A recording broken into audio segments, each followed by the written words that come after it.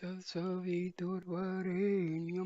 भर्गो देवस्य धीमहि धियो यो नः प्रचोदयात् ॐ शान्ति शान्ति शान्तिः. Namaste, my dear friends. This is the second video about Bhagwan Sri Ramana Maharshi's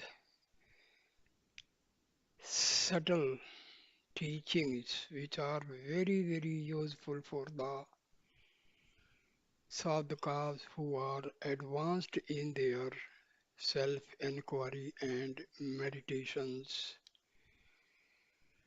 techniques. So this is my second video in the same sequence. So now I will describe how Maharshi has explained how to go for meditation. It is necessary to practice meditation frequently and regularly until the condition induced becomes habitual and permanent throughout the day. Therefore, meditate. You lost sight of the bliss because your meditative attitude had not become natural and because of the recurrence of latent tendencies of the mind. When you become habitual, reflective, the enjoyment of spiritual beatitude becomes a matter of natural experience. It is not by the single realization of I am not the body that the goal of self is reached. Do we become royalty by seeing a king once? One must constantly enter samadhi, absorption in the self, and realize oneself and completely blot out the old tendencies and the mind before one becomes the self. Meditation on the self is our natural state. It is only because we find it hard that we imagine it to be an arbitrary and extraordinary state. We are all unnatural. The mind resting in the self is its natural condition, but instead of that, our minds are resting on outward objects. Meditation helps to remove the illusion that the self must be seen. How do you see the I now? Do you hold a mirror in front of yourself to know your own being? The answer is the I realize that it is the truth. Withdrawing all thoughts from sense objects, one should remain fixed in steady, non objective inquiry. See the self my meditation in this manner. Trace every thought to its origin. Never allow thought to run on.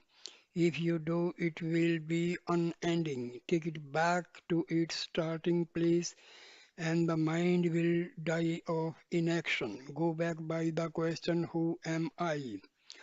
No meditation on any kind of object is helpful. In meditating on an object, whether concrete or abstract, you are destroying the sense of oneness and creating duality. Meditate on what you are in reality. Obviously, the seer is more real, true, and important than the seen. Since the seen is dependent on it, so turn your attention to the seer and who is the source of your eye and realize that up to now you have been studying the object, not the subject. Now find out what the word I stand for. All kinds of thoughts arise in meditation. Unless they rise up, how can they be destroyed? They rise up spontaneously in order to be extinguished in due course. The self is realized with a mind that is turned inward. When the mind sees its own source, it becomes that. Next is who am I and whence am I? The thought, who am I, will destroy all other thoughts and finally kill itself also. If other thoughts arise without trying to complete them, one must inquire to whom did this thought arise? What does it matter how many thoughts arise? As each thought arises, one must be watchful and ask to whom is this thought occurring. The answer will be to me. If you inquire who am I, the mind will return to its source. The thought which arose will also submerge. As you practice like this more and more, the power of the mind to remain as its source is increased. As for the necessity of watching the breath before inquiring who am I, all depends on a man's aptitude and his fitness. Those who do not have the mental strength to concentrate and direct it on the quest are advised to watch their breath, since such watching would, as matter of course, bring the mind under control. Who am I will destroy all other thoughts, and like the stick used for stirring the burning fire, it will itself be destroyed in the end. As long as there are impressions of objects in the mind, so long is the inquiry who am I required. As long as there are enemies within the fortress, they will continue to sally forth. But if they are destroyed as they emerge, the fortress will fall into our hands.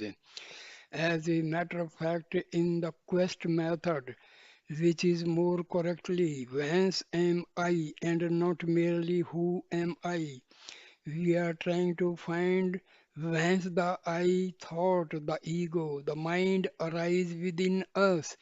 The method contains within itself, though implicitly, the watching of breath.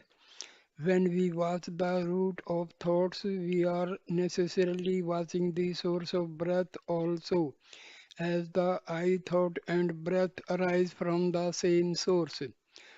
To inquire who am I is really trying to find out the source of the I thought.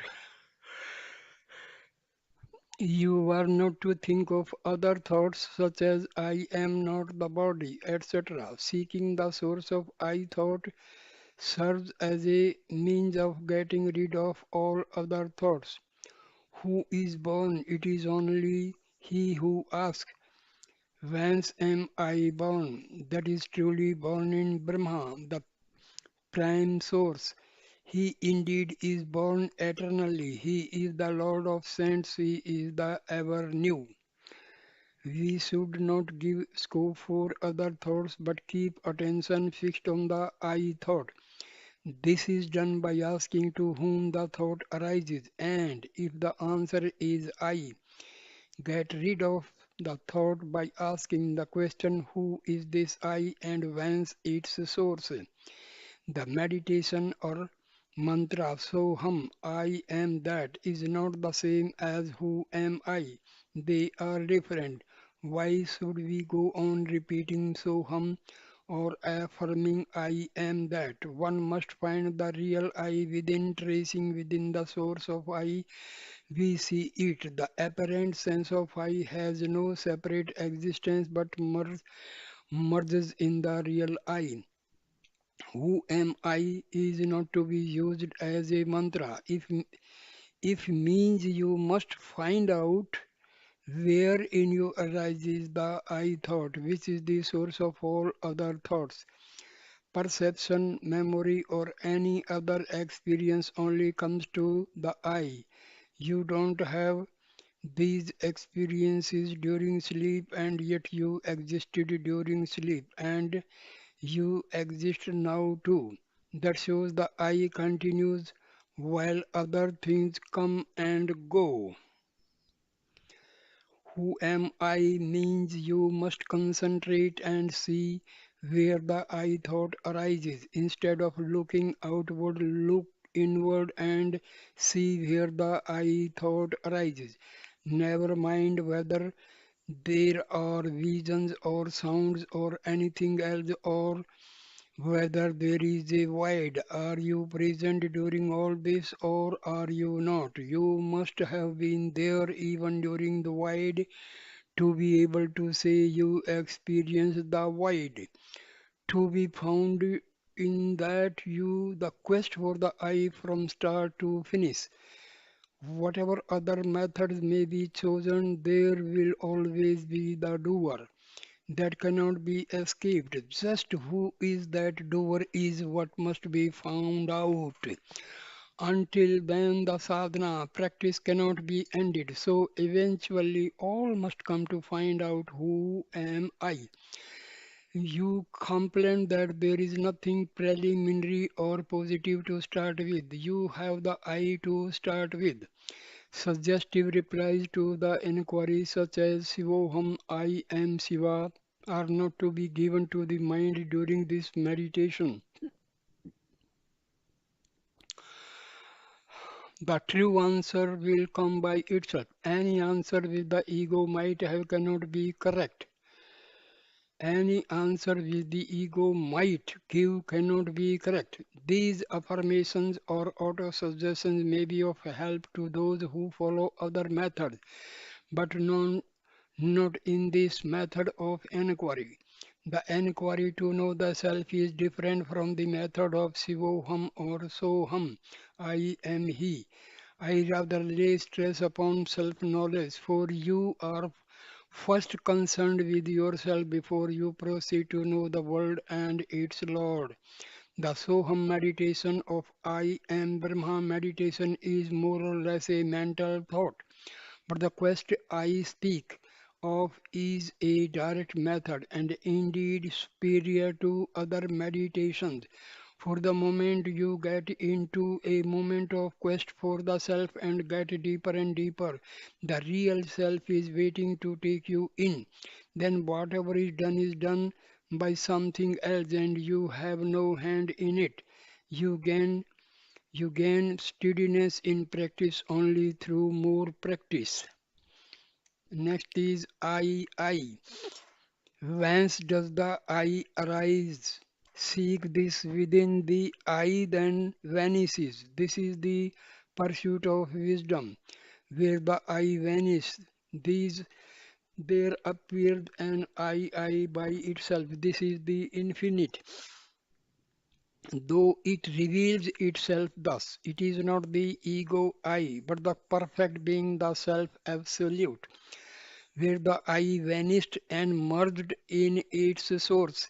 There appears spontaneously and continuously an I. This is the heart, the infinite supreme being. On driving deep upon the quest, who am I and from whence? Thoughts disappear and consciousness of self then flashes forth as the I within the cavity of every seeker's heart. The I consciousness is the absolute, though it comes before Sahaja, the permanent and highest level of experiencing the self. There is in it, as in Sahaja itself, the subtle intellect. The difference being that in the latter, the sense of forms disappear, which is not the case in the former, making the corpse body remain as a corpse and not even uttering the word I. One should inquire keenly thus: now, what is that rises as I? Then there would shine in the heart a kind of wordless illumination of the form I. That is, there would shine of its own accord the pure consciousness, which is unlimited and one. The limited and many thoughts have disappeared. If one remains quiescent without abandoning that experience, the egoity, the individual sense of the form I am the body will be totally destroyed, and at the end of final thoughts, the I form also will be quenched like the fire that burns camphor. The great sages and scriptures declare that this alone is release. It is the divine self that shines in the heart as I. When the mind turns inward seeking who am I and merges in the heart, then the I hangs down this head in shame and the one I appears as itself. Rejoice eternally. The heart rejoices at the feet of the Lord, who is the Self, shining within as I eternally, so that there is no alternation of night and day. This will result in removal of ignorance of the Self. The realization of I is indeed the Self which is experienced as I shining of its own accord, the Absolute being the witness of the three states of waking, dream, and the deep sleep, distinct from the five seats, aware of the mental modes in the waking and dream states, and of their absence in state of deep sleep. Problems and their solutions.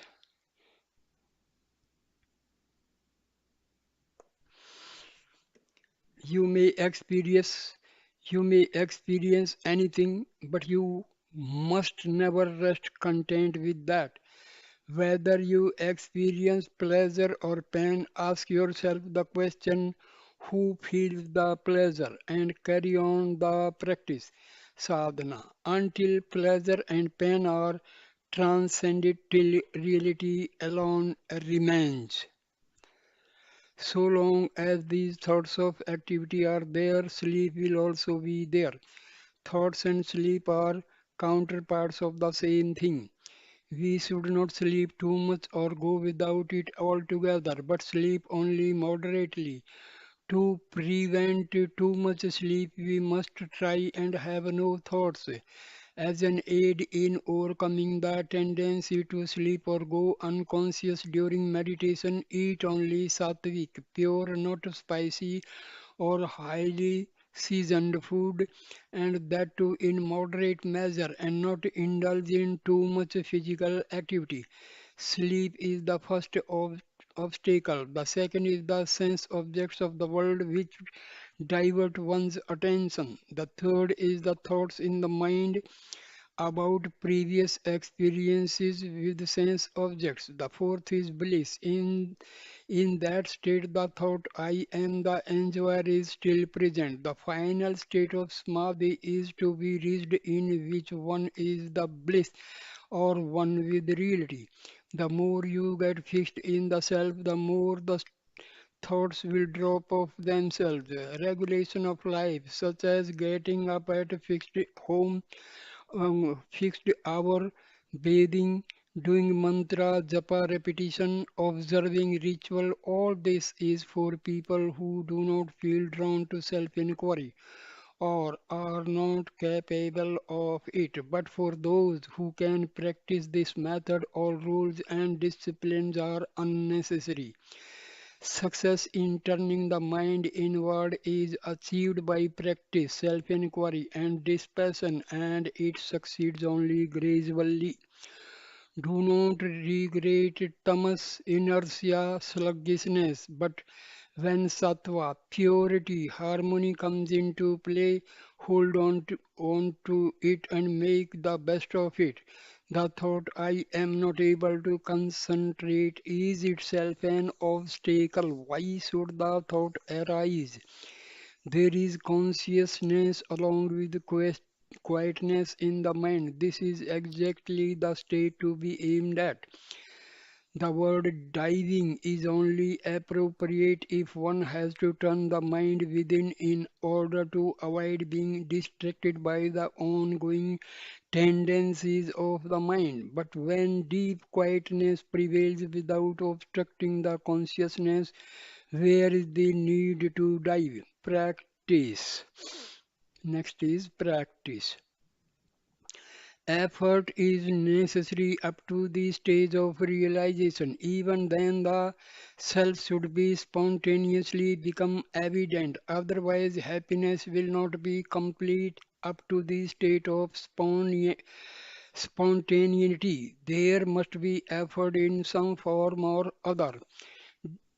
Divine grace is essential for realization, but grace is vouchsafed only to him who is a true devotee or a yogi, one working to gain union of the mind and self. It is given only to those who have striven hard and ceaselessly on the path of freedom.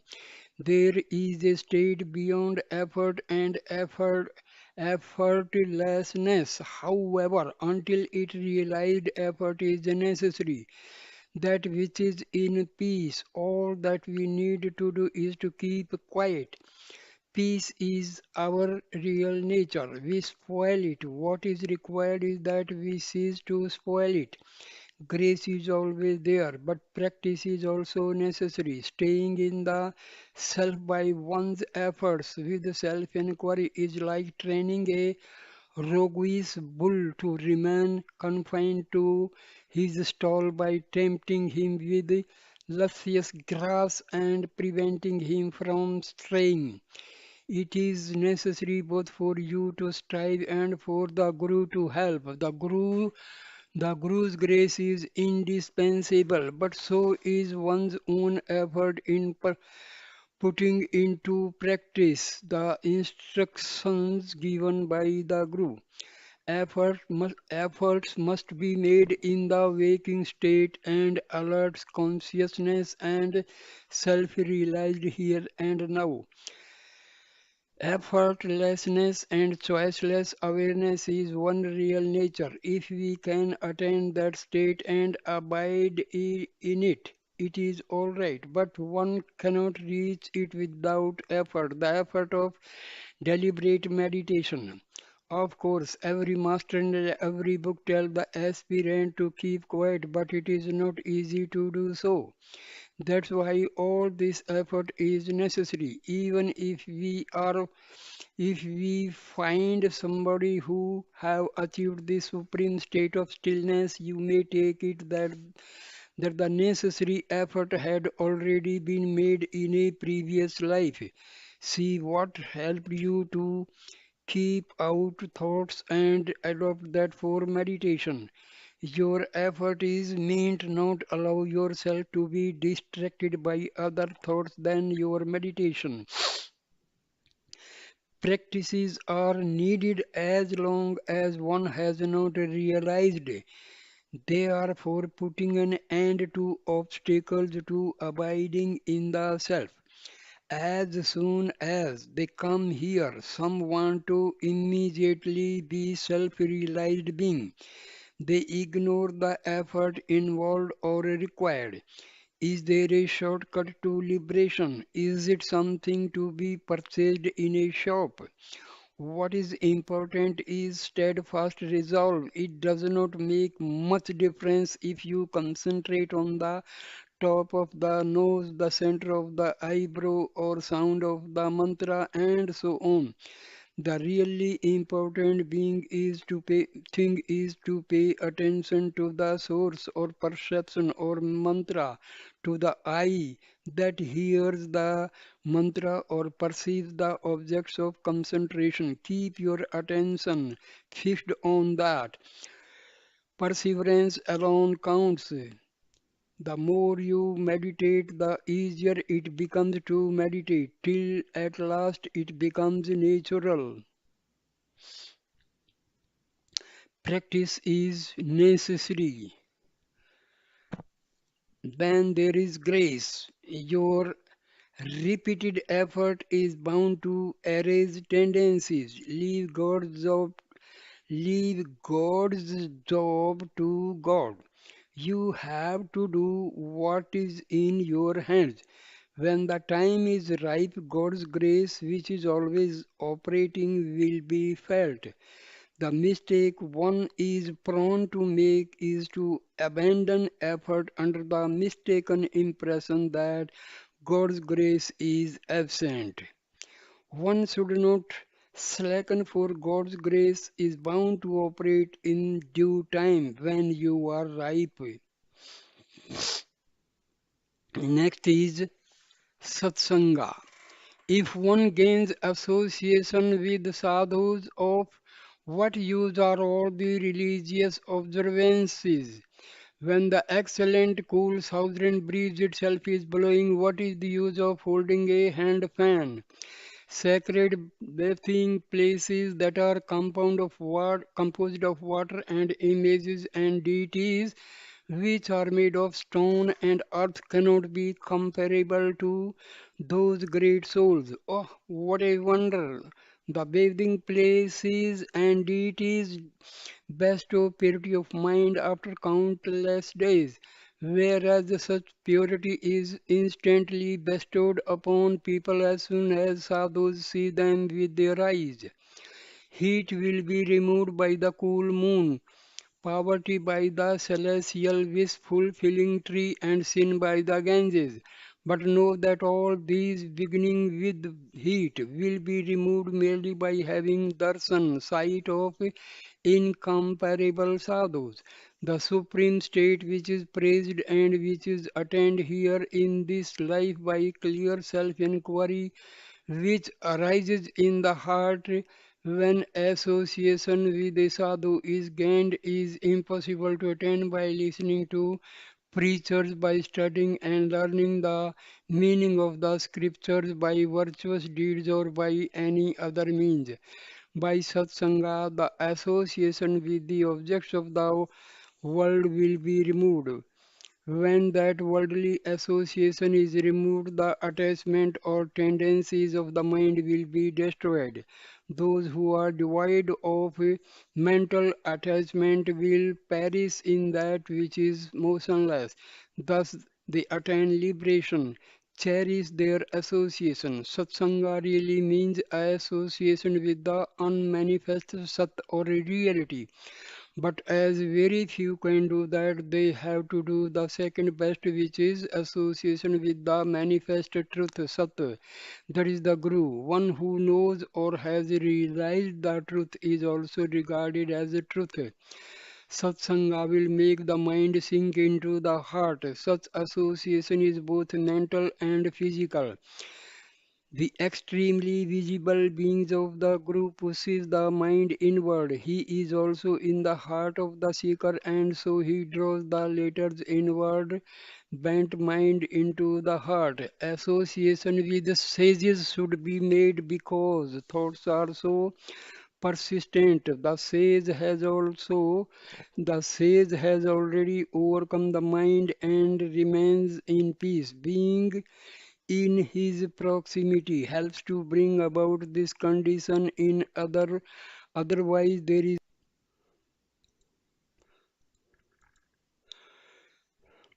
guru.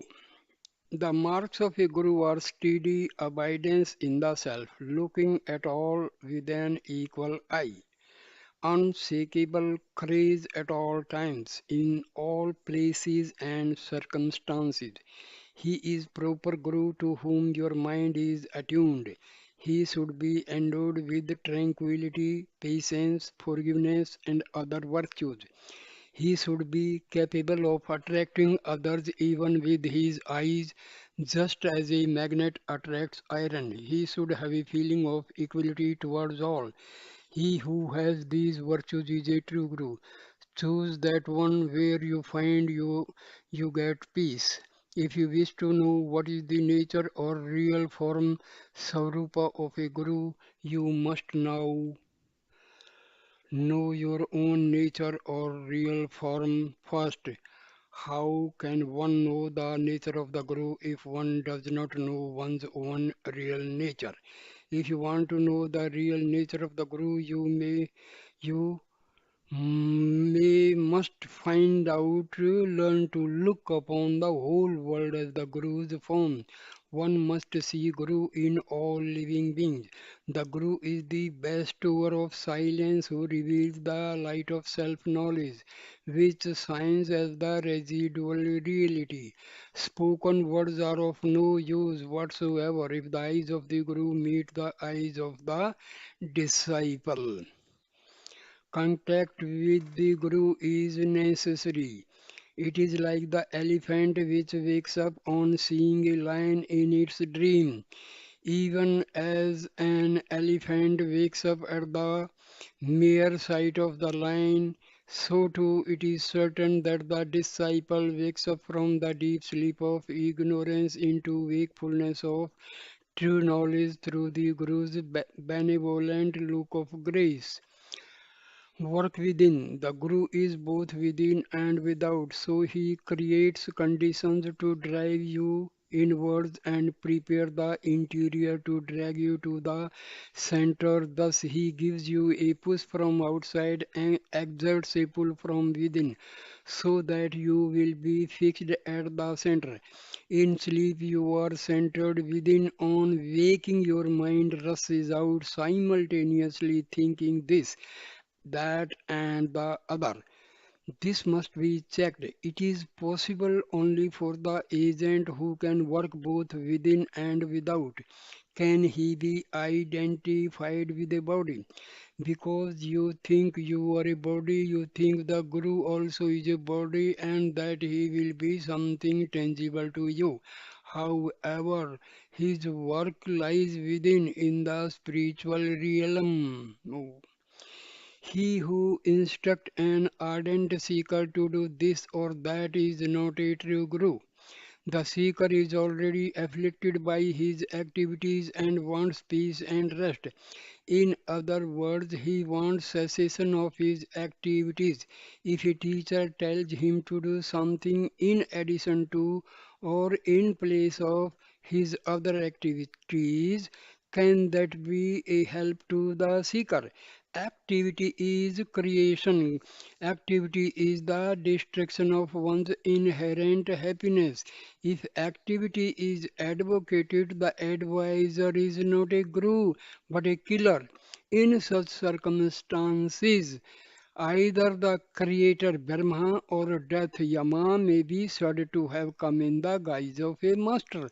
Such a person cannot liberate the aspirant, he can only strengthen his fetters. The Guru is both external and internal. From the exterior, he gives a push to the mind to turn it inwards. From the interior, he pulls the mind towards the self and helps in guiding the mind. This is Guru's grace. There is no difference between God, Guru, and the self.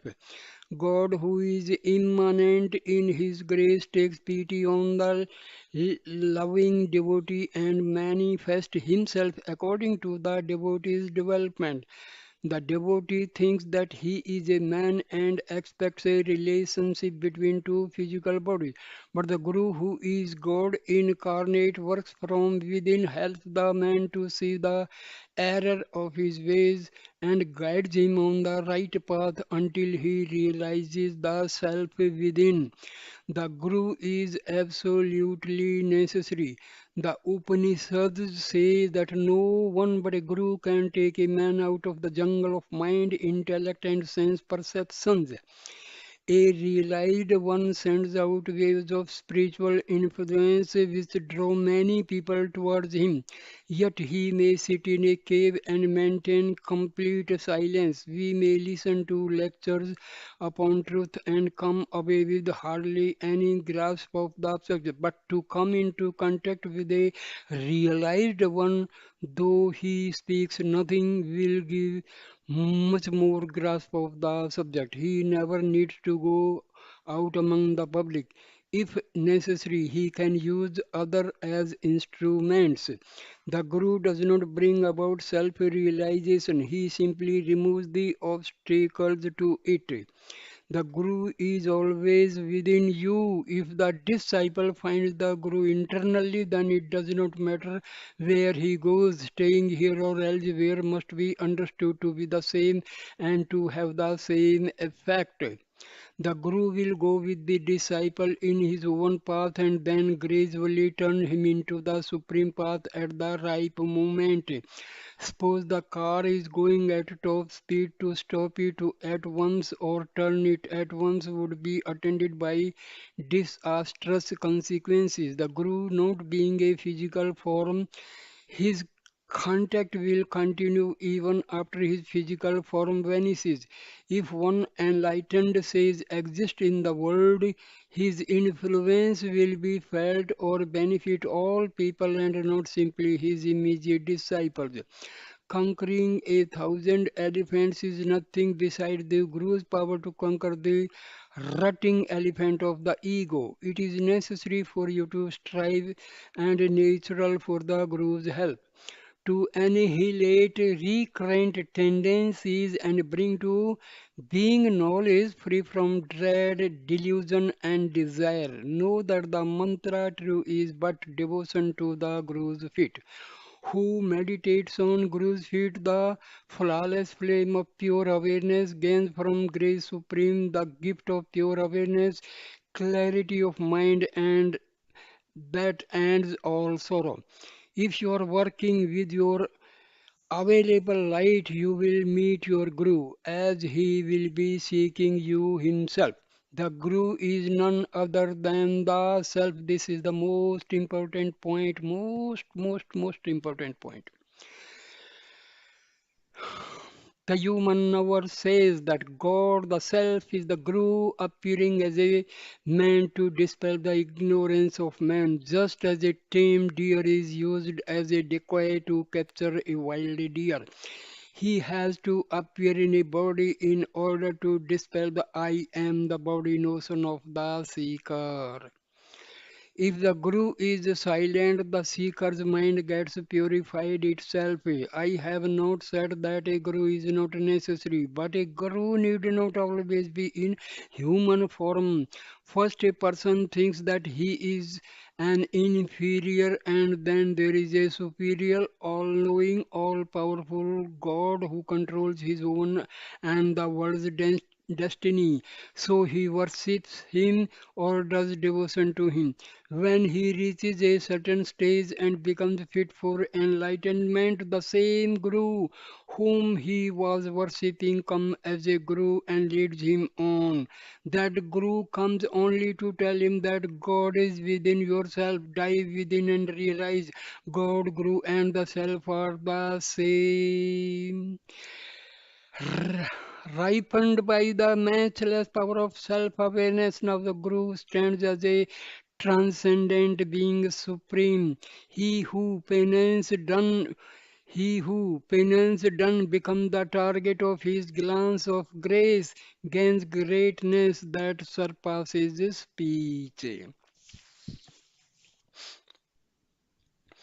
Next very important term is grace. Grace is there all along. Grace is the self. It is not something to be acquired. All that is necessary is to know its existence. In the same way, the sun is pure brightness. It is ever there and shines, and you are surrounded by sunlight. Still, if you want to know the sun, you must turn your eyes in its direction and look at it. Similarly, grace is only to be found by effort, although it is here and now. We cannot attain realization of the self by our mind unaided by God's grace. One's ignorance of the self revealing immediately of divine grace is not proof of its absence. If the owl does not see the sun that illumines the whole world, is that the fault of the sun? Is it not due to ignorance of the bird or the defectiveness of its sight? Your very desire for grace is due to the grace that is already working in you. As for grace, it is ever within you. You are never out of its operation. Grace is always there. In full enjoyment of silent bliss, the gift of grace that flows from wisdom's Lord, the Lord of Self, the Jiva's Nirvana is casting off the fivefold sheath attachment to the body. Grace is always present. You are neck deep in water and yet cry for water. This passion cannot be acquired, nor realization of truth, nor inherence in the self. In the absence of the Guru's grace, but practice is necessary. Grace is in the beginning, middle, and the end. God, grace, and Guru are all synonymous and also eternal and immanent. The highest form of grace is silence. It is also the highest instruction, Upadesa. Though through divine grace one can go beyond the influences of past actions. Individually, we are incapable because our mind is weak. Grace is necessary. Sadhu Seva, serving a holy being, one whose life is totally dedicated to God, will bring it about. To me, there is no distinction. Grace is flowing like the ocean, ever full. Everyone draws from it according to his capacity. How can one who brings only a tumbler complain that he is not able to take as much as another who has bought a jar? It is only by God's grace that you think of God. Why do you cry that there is no mercy from the Lord that is there to sob about? Instead of being poised in the self, why do you go on wailing? What is this talk of Guru's grace? Does the Guru hold you by the hand and whisper something in your ear? You imagine him to be what you are yourself because you are identified with the body. You think that he is also a body and will do something tangible to you. But his work lies within. How is Guru found? If a devotee prays to God unselfishly, God, who is immanent in His grace, takes pity on the loving devotee and manifests Himself as a being according to the devotee's standard. The devotee thinks that he is a person and expect a relationship between them as a body, but the Guru, who is God or self-incarnate, works from within, helps the person to see the error of his ways and guides him along the right path until he realizes the self within. After such a realization, he feels, I was so worried before, I am after all the self, the same as before, but not affected by anything. Where is he now who was so miserable? He is nowhere to be found. What should we do now? Only live up to the words of the Master. If towards the Lord you take one single step, then with much more than a mother's love, He takes 9 steps towards you to accept you. Such is the Guru's grace. Next comes the surrender. There are two ways of achieving surrender. One is looking into the source of the I and merging into that source.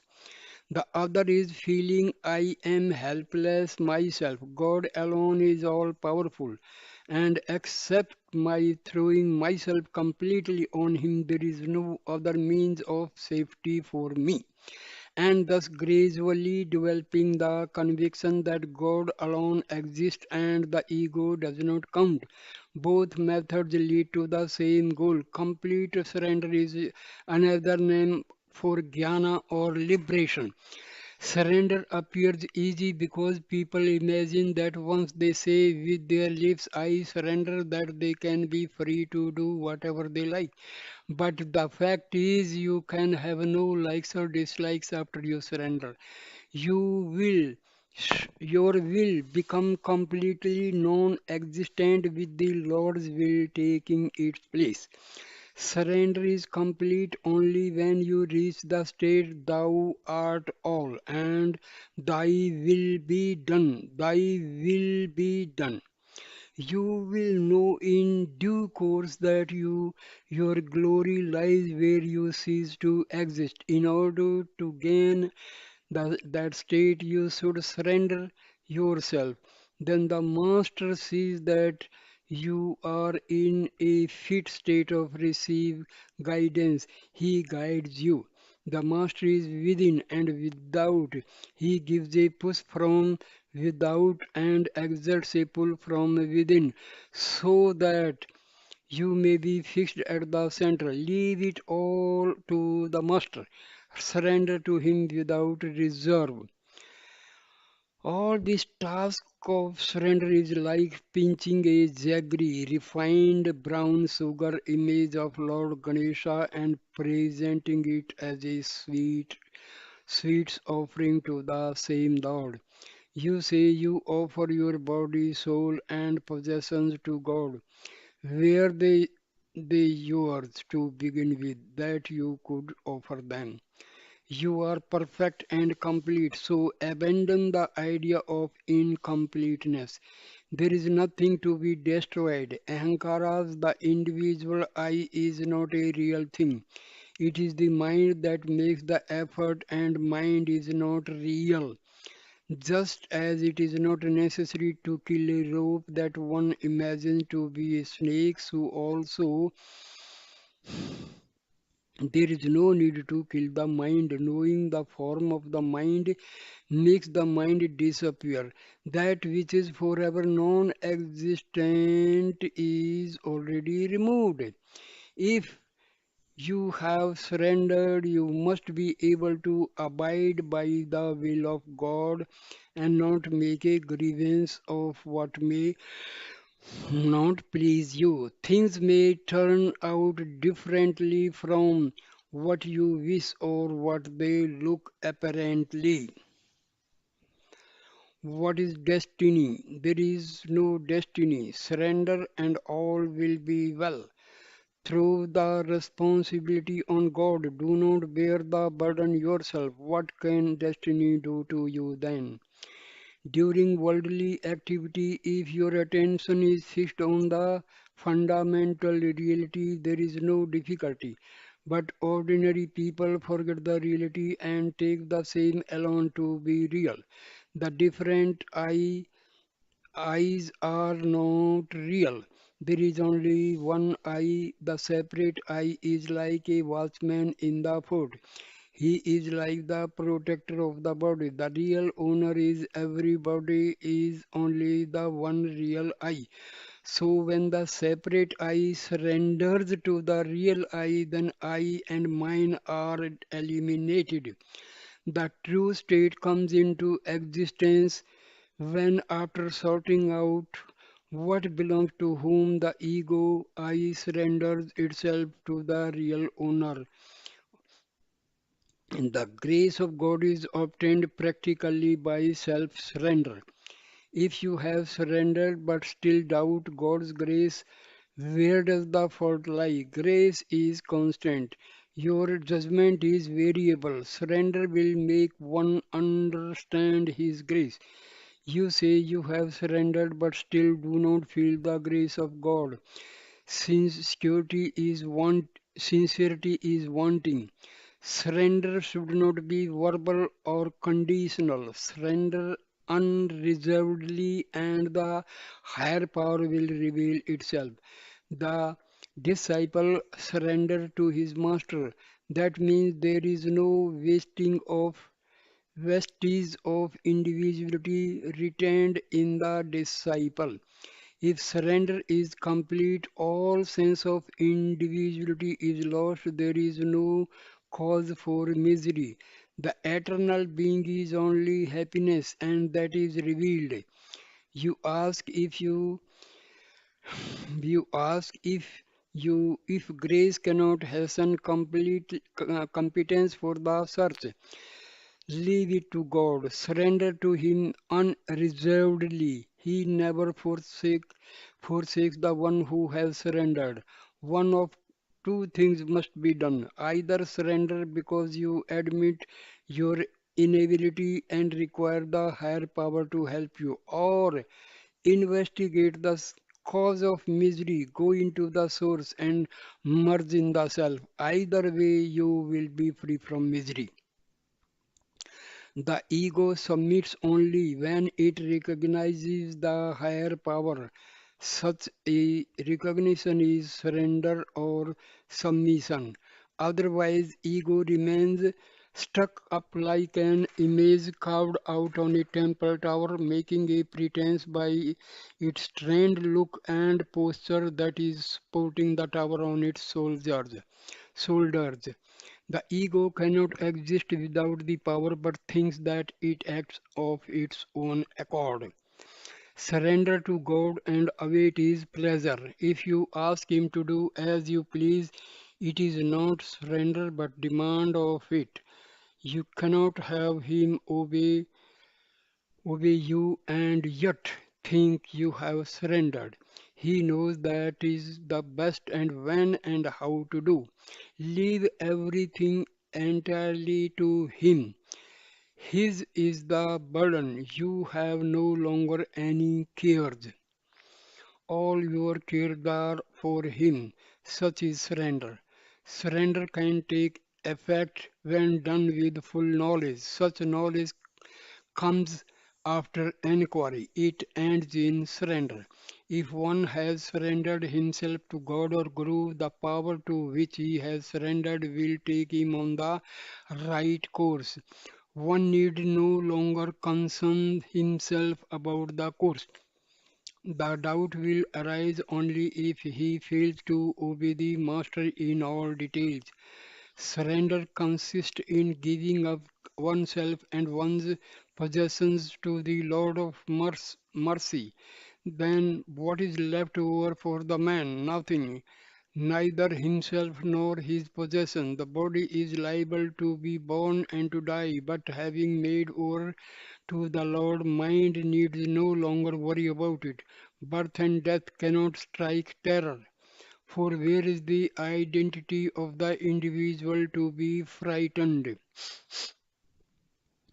It is true that the divine will prevails at all times under all circumstances. The individuals cannot act on their own accord.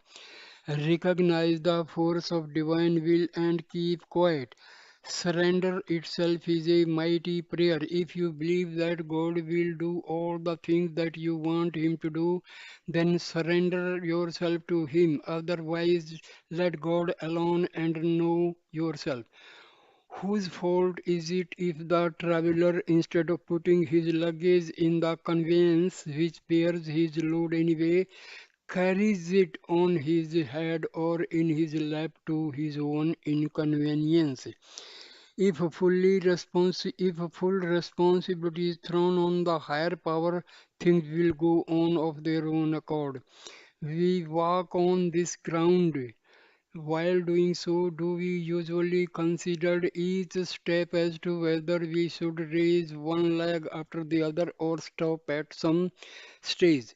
Is not walking done automatically? The same is the case of inhaling and exhaling. No special effort is made to inhale or exhale. The case is the same with life also. Quite a number of things are done automatically without our being conscious of it. If actions of the mind, speech, and body are merged with God, all the burdens of life are on Him. When one has completely surrendered oneself at the feet of Shiva, thereby becoming the nature of the self, the resulting abundant peace in which there is not the least room within the heart for one to make any complaint alone is the nature of supreme devotion. If one surrenders completely, there will be no one left to ask questions or to be considered. Either the thoughts are eliminated by holding on to the root thought I, or one surrenders unconditionally to the higher power. There are the only two ways to realization. Self-inquiry dissolves the ego by looking for it and finding it to be non-existent, whereas devotion surrenders it. Therefore, both comes to the same ego-free goal, which is all that is required. True surrender is the melting of the ego in its source, the heart. God is not deceived by outward acts. What he sees in the worshipper is how much of the ego remains in full control and how much is on the verge of destruction. It, it is legitimate to pray as long as you feel that you are different from the higher power. But better still, attain the state of self surrender and entrust your entire burden to the Lord, who will then take the burden off your back and give you the feeling that you are in Him and are one with Him. If your surrender is total and complete, you need not ask anything. Try to get rid of the thought I and mine. Don't feel anything is yours, it is all God's. So thank you my dear friends for watching and listening this video. Thank you so much. Please like, comment and share the video and subscribe my channel. Thank you. Thank you. Namaskar.